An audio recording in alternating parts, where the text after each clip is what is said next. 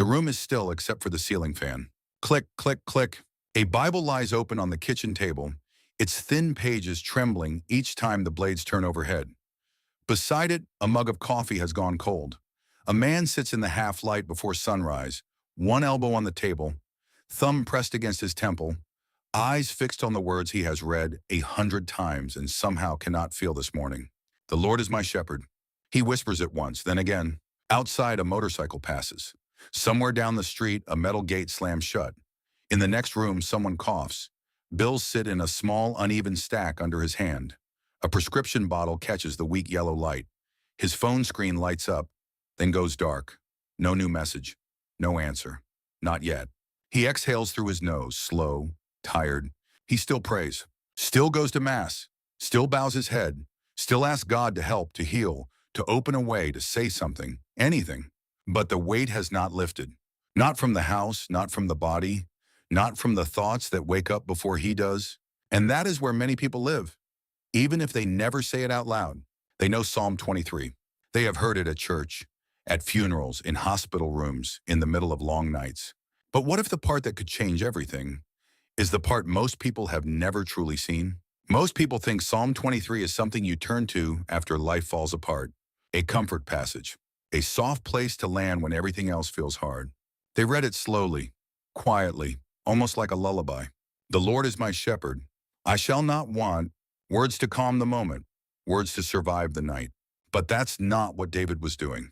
He was not sitting in a quiet room with everything under control. He was not writing from a place of comfort.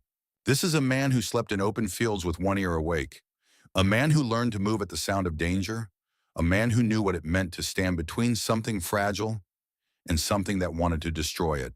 And later, a man hunted, betrayed, forced to run. So when he says those words, he is not describing a peaceful life. He is describing something else, something stronger, something most people miss because they read it too quickly, too safely. So here's the real question. What if Psalm 23 is not about escaping fear, but about learning how to walk straight through it? Without breaking, there's a pattern in Psalm 23.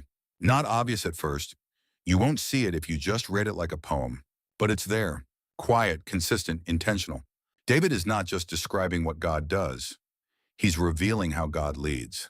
Line by line, step by step, there's movement, from need to provision, from restlessness to stillness, from confusion to direction, from darkness to something that doesn't collapse under it.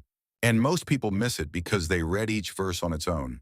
They don't see the path, but once you see it, you can't unsee it, because it's not just David's story. It becomes a map for your life, for your questions, for the pressure you're carrying right now, for the silence you don't understand. And here's the promise. By the end of this, you're not just going to hear Psalm 23 again. You're going to recognize where you are in it. And more importantly, you're going to see where God is leading you next. Before the crown, there was the field. Dry grass underfoot, stones pressed into the soil, the smell of wool and earth carried in the wind. David stands with a sling looped loosely in his hand, eyes scanning the edges of the hillside. Not relaxed, never fully. A sheep wanders a little too far, he notices, always notices. He steps forward, quick, controlled, no shouting, just presence. The sun drops lower. Shadows stretch. That's when danger moves. He has seen it before. A shape where there should be none. A sound that doesn't belong. And when it comes, he doesn't run. He steps toward it. This is where Psalm 23 begins. Not in a palace, not in safety, but in a place where survival depends on attention, instinct, and trust. In ancient Israel, shepherds were not symbolic figures. They were the difference between life and loss. Sheep could not defend themselves.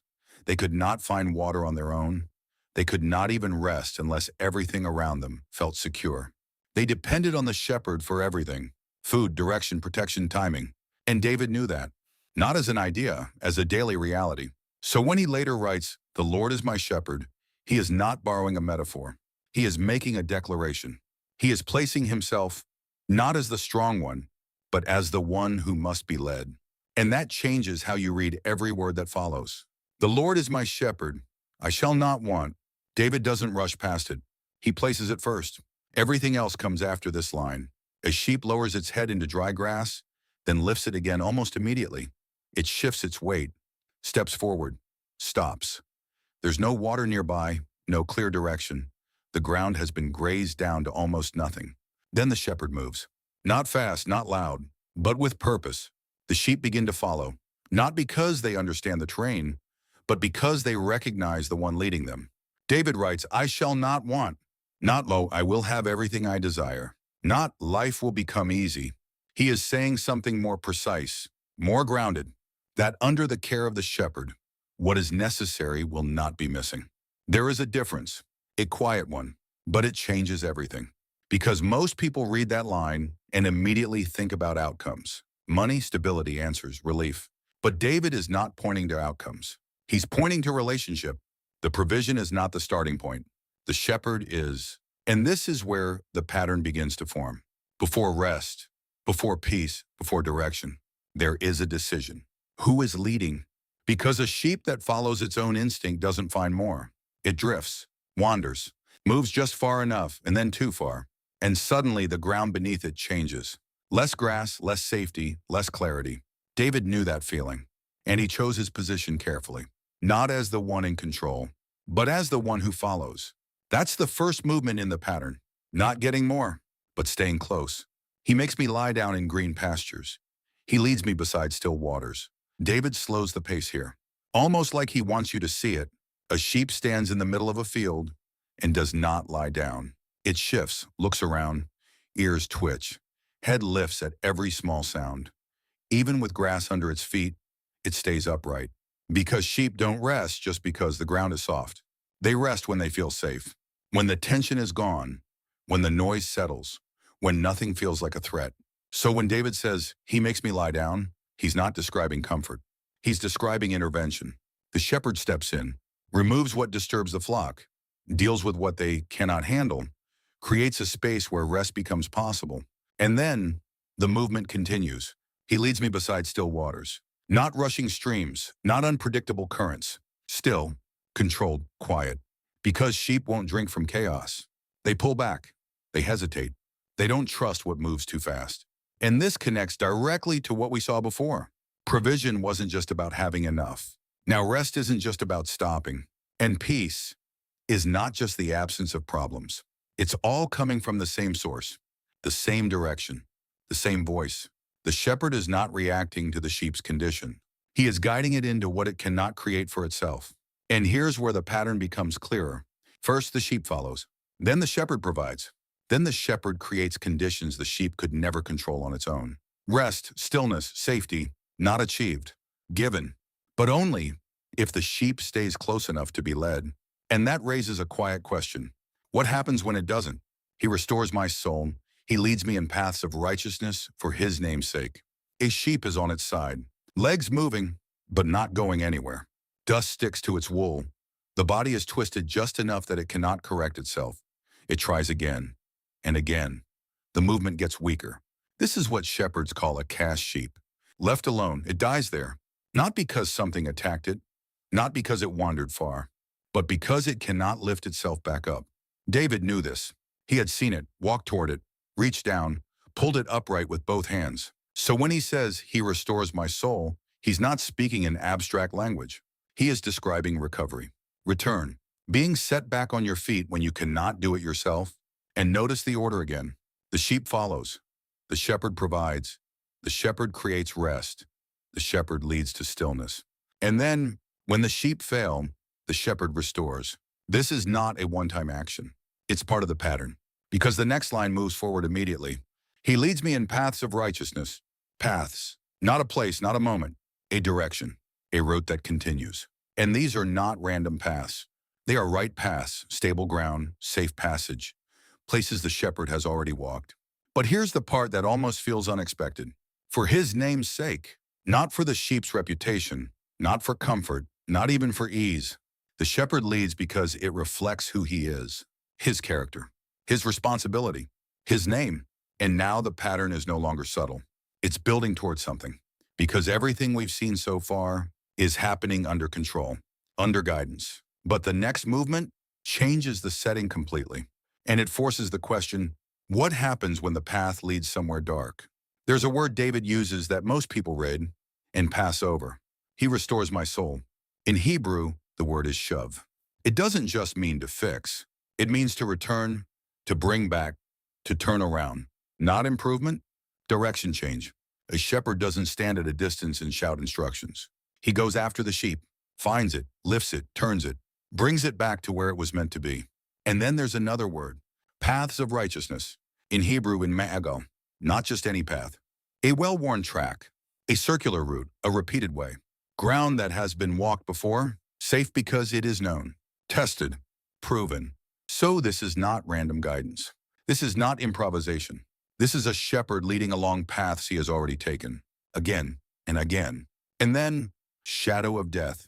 The phrase is tselmaveth, deep shadow, thick darkness. Not necessarily death itself, but the kind of place where light feels distant, where shapes blur, where direction is harder to see. But a shadow only exists if there is light somewhere, close enough to cast it. So even in the darkest part of the psalm, light is still present, unseen maybe, but not absent. And when you put these layers together, return, proven paths, darkness that still carries light, you start to realize this psalm is not describing random moments. It's describing a guided movement, intentional, consistent, leading somewhere. And now everything is ready for the moment most people never fully see. Look at the movement again. Slowly. The Lord is my shepherd. Position. I shall not want. Provision. He makes me lie down. Rest that I didn't create. He leads me beside still waters. Peace I couldn't produce. He restores my soul. Return when I fail. He leads me in right paths. Direction I don't fully understand. And then, even though I walk through the valley, the setting changes. Not the shepherd. Up to this point, David talks about God. He leads. He restores. He makes. But here, the language shifts. You are with me. Not distant anymore. Not described. Addressed. Direct. Close. This is the pattern most people miss. God is not just leading you to something. He is leading you through something so that you stop relating to him as an idea and start walking with him as a presence. Because in green pastures, you can talk about God. In still waters, you can describe him. But in the valley, you speak to him. And that changes everything. The valley is not a detour. It is not a mistake. It is where the relationship becomes real, where trust is no longer theory, where faith is no longer memory, where he is becomes you are, and suddenly fear loses ground. Not because the valley disappears, but because you are no longer walking it alone. That is the pattern. Not comfort first, not answers first. Presence. Closer, clearer, personal. And once you see that, Psalm 23 is no longer something you read when life is calm. It becomes something you walk through, step by step, with him. Maybe you're somewhere in that movement right now. Not at the beginning, not at the end, somewhere in the middle. Maybe you're still trying to hold everything together on your own, checking the numbers, watching the clock, waiting for something to shift. Or maybe you're tired, not the kind of tired that sleep fixes, the kind that sits behind your eyes, follows you into the next day. Or maybe you're in the valley. Things feel unclear, heavier than before, quieter than you expected. And you've been asking the same question again and again. God, where are you? But if this psalm is true, then this changes how you see where you are. It means the silence is not absence. The pressure is not abandonment. The valley is not the end of the path. It means you are still being led.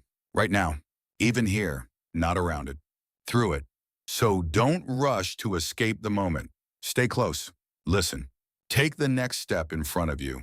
Because the shepherd has not stepped away. He is still ahead of you, still beside you, and he has not lost the path. Not then, not now, not with you.